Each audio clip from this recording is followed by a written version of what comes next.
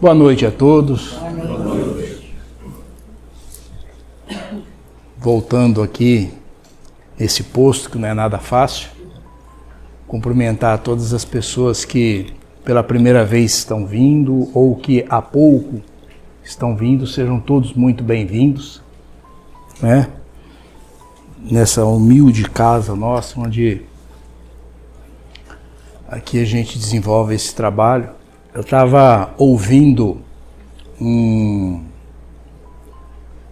youtuber que fala sobre o espiritismo e ele fala que divulgar o espiritismo também é um ato de caridade. Então aqui a gente é duplamente agraciado pela oportunidade que Deus nos dá, primeiro de estarmos encarnados, depois de pertencer a esta família. Por estar aqui, tenho que estudar, então já sou mais beneficiado, e com a graça de estar podendo praticar a caridade na divulgação do Espiritismo. Muito obrigado, e que esta paz que estamos sentindo possa se perpetuar. E ela pode, e ela consegue. Basta a gente estarmos em sintonia, na maior parte do tempo, com a espiritualidade, né? Bom, como é sabido, a gente sempre começa a falar sobre uma pergunta que se encontra no Evangelho, no Livro dos Espíritos, desculpa. Então nós vamos falar da questão número 57. Estamos no capítulo 3 do Livro dos Espíritos, que trata da pluralidade dos mundos, iniciado pela Bruna, que ela falou da pergunta 55, que dizia lá, Kardec perguntando aos espíritos se existe vida em todos os orbes que existe na face da Terra. Desculpa, no universo, na face da Terra. E a resposta foi positiva. E lá embaixo ainda vem uma explicação que Deus, tudo que faz tem utilidade. Na semana passada, a Débora nos falou da pergunta 56, perguntando se as características físicas eram idênticas em todos os orbes. Os espíritos responderam que não. Aliás, que são diferentes em todos os orbes. Cada orbe tem a sua característica. E a pergunta que coube a mim é se dentro de cada orbe, dentro de cada mundo que existe em todo o universo, se as características dos seres viventes em cada orbe, se elas são idênticas ou se são diferentes. E a resposta é que são diferentes. Aí os espíritos até exemplificam o planeta Terra, né? Que no planeta Terra existem seres viventes que foram feitos para viverem dentro d'água, outros para voarem, né? Então essas perguntas já são bem simples, bem explícitas, acho que não carece de tanta explicação a mais, né? Concordam ou não? Sim. Então beleza. Mas eu vou ler a pergunta. Então a pergunta 57 é: não sendo uma só para todas a constituição física dos mundos, seguir-se-á tenham organizações diferentes os seres que os habitam? Então a resposta, sem dúvida. Do mesmo modo que do vosso os peixes são feitos para viver na água e os pássaros no ar. Então é uma explicação bem concisa, bem tranquilo para a gente, tá? Então agora nós vamos iniciar na lição do Evangelho segundo o Espiritismo, né? Já trazido, nós já estamos nas instruções dos Espíritos, nós estamos no capítulo 17, Sedes perfeito, item 10, o homem no mundo. Então esse título, ele já é bastante interessante. A quem esta lição se refere? O homem no mundo. Quem são esses homens no mundo? Sou eu, somos todos nós que nos encontramos neste momento encarnados. Então é para nós que essa lição é destinada. Claro que todas as lições de Cristo é para nós, mas essa em específico trata dos encarnados. Nós que vivemos neste educandário. Por que educandário? Porque nós, na escala evolutiva, nós estamos ainda engatinhando, nós estamos iniciando praticamente o processo de evolução. Então nós precisamos sim, algum educador nos acompanhar, nos direcionar na nossa vida para nos auxiliar. Nós vivemos aqui nesse hospital escola. Hospital porque necessitamos de cuidados, necessitamos de amparo, de orientação para bem vivermos encarnados. Nós que vivemos periodicamente encarnados, em períodos distintos, né? Qual é a função da nossa encarnação? Por que encarnamos? Nós encarnamos com o intuito de evoluirmos. Nós também conseguimos evoluir no mundo espiritual. Porém, encarnados é um processo que nos permite avançarmos um pouco mais. Porque aqui, envoltos pelo véu do esquecimento, nós mostramos aquilo que realmente somos. Né? Nós temos que lembrar, nós temos que saber que nós, na realidade, somos espíritos. A nossa verdadeira vida é a espiritual. Nós estagiamos de tempos em tempos no planeta Terra para evoluirmos, mas nós temos que ter a convicção, o conhecimento de que somos espíritos. Vai chegar um tempo, quando atingirmos aí a condição de espíritos bem superiores, não haverá nem a necessidade de nós reencarnarmos. Então nós temos que sempre estar atentos e lembrando que, na realidade, nós estagiamos no planeta Terra. Mas a nossa verdadeira vida é a vida espiritual. Então, o Homem no Mundo, essa lição, ela vem nos trazer, o que ela traz de conteúdo?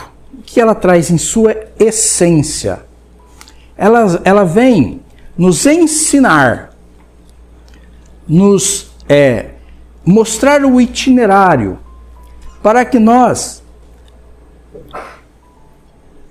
aproveitemos na máxima potência esse espaço de tempo que nos encontramos encarnado, que já disse, para a nossa evolução. Então, é um farol que ilumina, que nos direciona, para que nós possamos, de maneira muito efetiva, aproveitarmos o máximo essa condição e evoluirmos o máximo que pudermos. Por quê? Esse processo de reencarnação não é simples. A gente acha que, eu estou lá, não, quero encarnar, encarna. Não. Ouvi certa vez, não fui a fundo para investigar ver se é verdade, mas que há algo em torno de 8 para 1. 8 desencarnados para 1 encarnado. Então, a busca pela encarnação, ela é grande. Nós temos que ter preparos. Então, como nós estamos aqui, primeiro, temos que lembrar todos os dias de agradecer a Deus pela sua misericórdia em permitir que estejamos nesse momento encarnados. Segundo, nós temos que entender que esse processo é difícil, que nós temos sim que buscar o máximo possível de avançarmos na escala evolutiva. E quando a gente evolui, quando a gente se melhora, automaticamente a gente modifica o ambiente que nós estamos vivendo. Se eu me melhoro, se eu avanço na minha evolução, as pessoas que estão ao meu redor se beneficiam. ou com os meus exemplos, eu estou falando meu, gente, os nossos, né? As pessoas, ou com os exemplos que aquela pessoa que esteja no estágio evolutivo bem bacana, pelos exemplos, ou mesmo pelas atitudes dela para com os outros. Então, ela consegue modificar ao seu derredor. E muitas pessoas fazendo isso, aos poucos, vai caminhando para a evolução também do nosso mundo, do nosso planeta. Então, pensemos, qual é o mundo que nós queremos para nós? Qual é o mundo que a gente almeja para os nossos filhos, para os nossos netos, para as pessoas que nos são caras e para nós? Qual é o mundo que a gente pensa? Então nós temos que criar essa expectativa de onde eu quero chegar. Então, será que a gente quer um mundo onde existem pessoas mesquinhas, pessoas insensíveis, que não conseguem visualizar próximo ou seus problemas? Ou nós queremos um mundo lotado de pessoas boas, benevolentes, caridosas, pessoas que se importam com as outras pessoas e nos auxiliamos mutuamente? Qual o mundo que queremos? Um ou outro? Qual o mundo que nós buscamos? Um mundo onde jovens descompromissados com a vida, pensando somente naqueles prazeres momentâneos, se envolvem em relacionamentos sem nenhuma base de que sustentação. Provavelmente uma menina jovem nesses relacionamentos engravida, talvez busque um aborto. Se não, quando essa criança vem no mundo, qual estrutura que tem?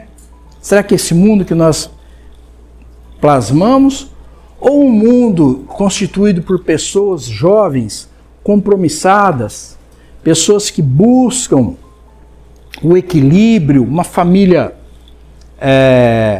estruturada, que formam uma família estruturada, que formam uma família planejada? Queremos um mundo onde cadeias e penitenciárias ficam abarrotadas de jovens e adultos, e precisa criar mais instituições para poder suprir as necessidades? Ou queremos uma sociedade em que as pessoas busquem escolas, universidades, que precisam ser construídas novas instituições para atender essas demandas? Então, qual mundo queremos? Creio eu que todos nós que estamos aqui estamos numa casa de oração, onde a gente vem pedir, a gente vem agradecer e a gente vem doar. Pedir por alguém, vem doar. Então, tenho convicção que nós aqui, todos nós queremos um mundo onde os fatores positivos que eu mencionei aqui sejam o que vai acontecer. Então nós já sabemos onde queremos chegar, qual o mundo que nós queremos.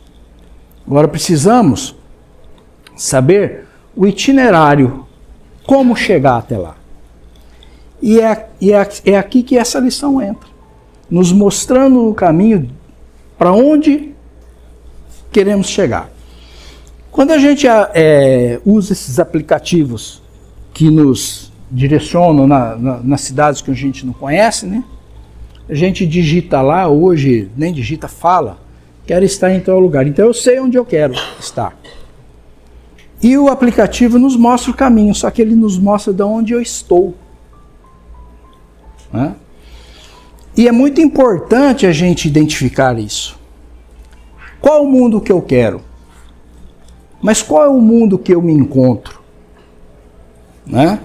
Eu preciso saber onde eu estou para saber onde eu quero chegar. Isso é muito particular. Qual a minha condição de evolução? Isso é muito particular, varia de pessoas a pessoas. Exemplo, pessoas boníssimas, caridosas, a Madre Teresa de Calcutá, um Chico Xavier. A gente fala essas celebridades, mas existem muitos espíritos extremamente evoluídos, anônimos. Tem até um caso engraçado que aconteceu com o Chico. Ele estava passeando, andando, se locomovendo num grupo de pessoas de um local para o outro. De repente ele avistou um mendigo. E aí ele deixou o pessoal e foi até esse mendigo. Conversou lá um pouquinho e retornou. Aí o pessoal que estava com ele falou: nossa, Chico, que situação deplorável, né? O que será que esse irmão fez para merecer estar nessa situação de rua, né? Aí o Chico falou para ele, disse: olha, eu estava andando e o que me chamou a atenção é a luz desse espírito. Aí eu fui conversar com ele e eu percebi que é a última encarnação que ele tem na Terra, porque ele é um espírito extremamente evoluído. Ele pediu essa provação, que é diferente de expiação, e passou pela vida com essas dificuldades com êxito. Então o pessoal que estava imaginando que era um espírito extremamente devedor, na realidade é um espírito extremamente evoluído, né?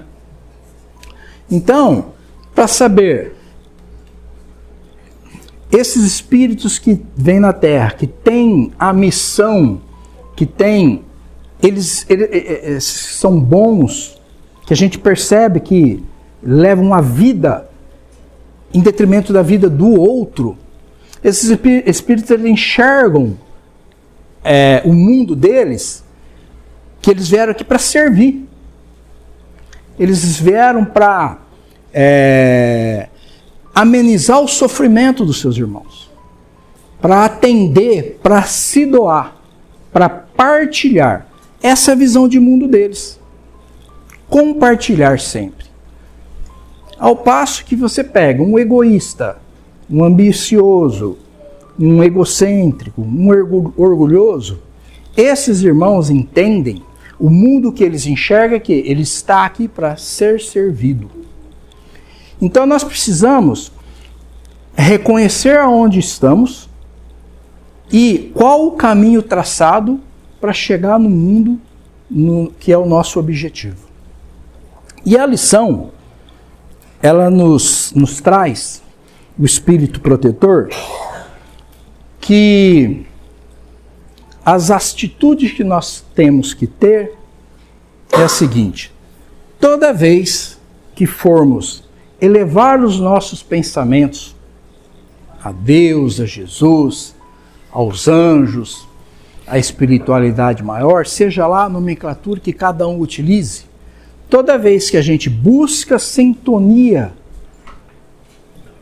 com a espiritualidade, rogando algo, nós temos que nos apresentar com o coração aberto, puro, porque nessa sintonia de quando estamos pedindo, solicitando, agradecendo, nessa troca de sintonia, nós recebemos deles, né? Além de aquilo que nós pedimos e receberemos aquilo que formos merecedores, mas recebemos deles orientações, instruções, conselhos. Então nós temos que estar com o coração preparado para receber essa semente. Essa sementinha que esses espíritos superiores nos plantam e que ela deve germinar, se tornar arbusto e dar frutos. Então nós temos que olhar como que estão os nossos corações hoje. No Evangelho de Mateus, Marcos e Lucas, tem lá a parábola do semeador, que conta a história que um semeador ia semear o campo, que ao caminhar caiu sementes pelo caminho, um punhado de semente pelo caminho. Como estava no caminho aberto, as aves vieram e comeram as sementes. Mais à frente, caiu um pouquinho de semente num terreno pedregoso. O terreno pedregoso tem pouca terra. A semente germinou, mas a raiz não estava profunda. Veio o sol e queimou a planta. Mais para frente caiu um punhado de semente no meio dos espinhos. A semente germinou, mas foi abafada pelos espinhos. E mais à frente foi semeado num campo propício. As sementes germinaram, deram árvores e frutos. Então, qual é a condição do nosso coração hoje? No momento em que vamos pedir, vamos solicitar a Deus as coisas que nos são interessantes no momento. Temos que entender isso e procurar. Porque a evolução, você não compra na esquina. Ela é trabalhada, elaborada. Temos que nos empenhar, despender energia para atingirmos a evolução. Né? E os Espíritos nos orientam também que não basta a gente ficar nos reclusos orando, se afastando. Esse mundo está muito louco, esse mundo está perdido, muita violência, muito de tudo. Então eu vou me afastar, vou ficar no meu local, recluso, orando. Não, que isso não é o correto. Porque nós, no estágio evolutivo que nos encontramos, nós somos, entre aspas, condenados a vivermos em sociedade. Certo? E é esse convívio que nos faz avançar. Nós somos muito diferentes um do outro. Cada um aqui tem um estágio de evolução. O convívio faz com que nós exercitemos aquilo que precisamos melhorar. Se eu que sou extremamente orgulhoso, no trato com a minha família, ou com meus amigos, ou com os meus colegas, eles terão que exercitar a benevolência, a paciência para comigo. Correto? E aqueles que vivem comigo, ao meu redor, também fará com que eu treine, exercite tudo aquilo que eu preciso melhorar. Então não tem como, nós fomos criados para vivermos em sociedade, porque é essa convivência que irá fazer com que a gente avance, que a gente aproveite ao máximo a estadia que estamos aqui nessa busca, nessa evolução, a busca pela evolução. Então essa é uma necessidade. Né? E também nós precisamos entender que o mundo não é feito só de coisas ruins. Ele tem o seu lado bom. Senão a gente ficaria louco, né? Você imagina viver 80, 70, 80, 90 anos envolvidos em só coisas ruins. O mundo, ele traz coisas para que a gente aproveite. Tem coisas boas para que a gente possa usufruir, para amenizar, para contrabalançar essas dificuldades que temos, né? Porque o mundo é um lugar hostil, mas de acordo com a nossa evolução. É propício para a nossa evolução, para que a gente evolua. Mas ele também traz ocasiões, circunstâncias que são boas. E a gente pode e deve aproveitar. Sem trauma, sem pensar, estou infringindo uma lei de Deus. Não. Tudo que tem de possibilidade nós podemos, sim, aproveitar. Mas como? Tudo aquilo que eu vou fazer para viver algum momento feliz nesse mundo, nós temos que analisar, para ser correto, se tudo o que estamos fazendo não está prejudicando alguém.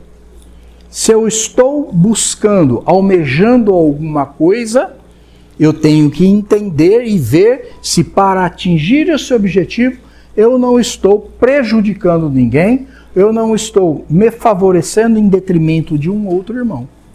Então tudo que fizermos tem que passar pelo crivo de Deus.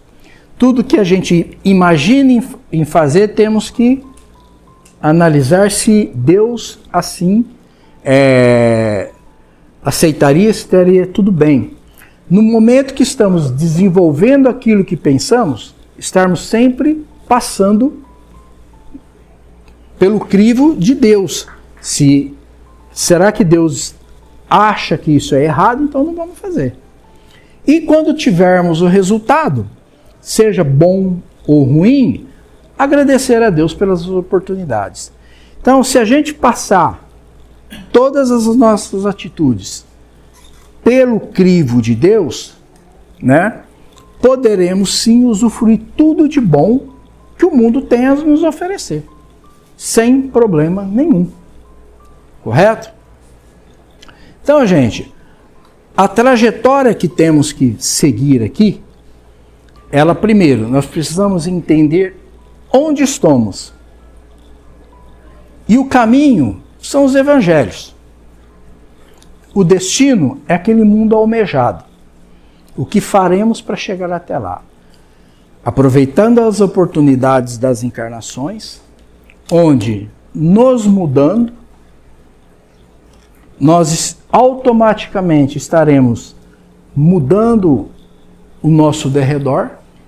Eu sozinho não consigo mudar o mundo, mas todas as pessoas individualmente, labutando, buscando a sua evolução, né, estaremos sim um dia chegando nesse mundo que nós imaginamos no dia de hoje. Tá certo? Tem um DJ bem famoso e ele passou um período de conflito com Deus. Ele não estava muito acreditando em Deus. Não sei se alguém aí já viu essa história.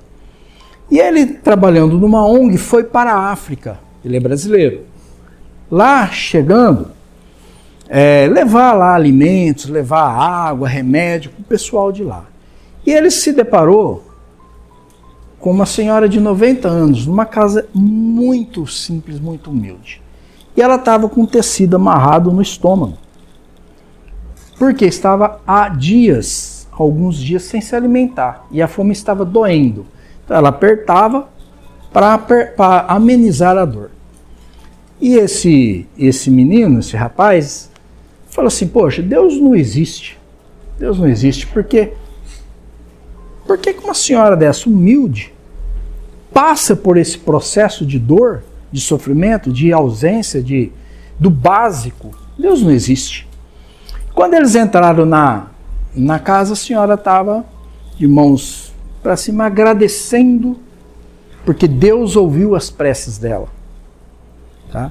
Porque ela não tinha como buscar alimento, medicamento, nada. E ela só tinha que fazer que rezar. Então ela agradeceu, porque Deus ouviu as preces dela. E foi aí que ele entendeu que realmente Deus existe sim. Às vezes falta Deus no coração das pessoas. Né? Porque ele viu que o chamado daquela senhora foi atendido por Deus. Então isso é muito importante, a gente ter essa consciência da nossa necessidade de sabermos onde estamos e sabermos onde queremos chegar e lutar para conseguir chegar até lá. Poucos anos depois da crucificação de Jesus, em Éfeso, 3 léguas ao sul de Éfeso, no cume de um monte, que tinha lá um altar natural belíssimo, morava uma senhora, uma cristã, que atendia todas as pessoas, a todos os necessitados que iam até ela buscar. Então ela fornecia ali alimentos e remédios para a matéria e também para o espírito. Extremamente caridosa, cuidadosa. Toda a região a procurava, aquelas pessoas que tinham necessidade. E nesse momento, a perseguição aos cristãos estava muito acentuada. E ela, como fazia todos os dias, no crepúsculo, cheio de estrelas, entrava em oração. Estava rezando, envolvida por aquela paz, por aquela energia muito boa, ela percebeu a chegada de um mendigo. E o mendigo se dirigiu a ela como minha mãe, assim como todos faziam. Mas ele falou, minha mãe, venho fazer-te companhia e receber da tua bênção. E a voz desse mendigo era diferente. Conseguia acalmá-la, conseguia deixar ela em muita paz. E conforme ele conversava com ela, falando sobre Jesus, falando sobre as passagens de Jesus, aquilo ia lá no íntimo dela, resolvia aquelas aflições, amenizava, extenuáveis, extinguia aquela aflição íntima, que era uma saudade imensa que ela sentia, que ela não falava para ninguém, mas aquele mendigo, com aquela voz, com aquelas colocações, conseguiu acalmá-la de uma tal forma que ela falou, meu Deus, todas as pessoas que vêm aqui, elas vêm em busca de alguma coisa. E este veio me trazer muita paz, muita luz, acalmando a minha alma saudosa. Foi aí que o mendigo, que o hóspede, como ela assim chama, estende-lhe a mão e diz, minha mãe, vem aos meus braços. Este é um relato de Humberto de Campos, que mostra o momento em que Jesus retorna à terra e vem buscar Maria. Nesse momento que ela deixa o planeta Terra, com essa missão grandiosíssima de ser mãe de Jesus, né? E que merecidamente nossos irmãos católicos amanhã, a última vez que eu pesquisei tinha mais de 1 bilhão de católicos ao redor do mundo, faz a homenagem merecidíssima a esse espírito de escola que cumpriu a sua missão com maestria.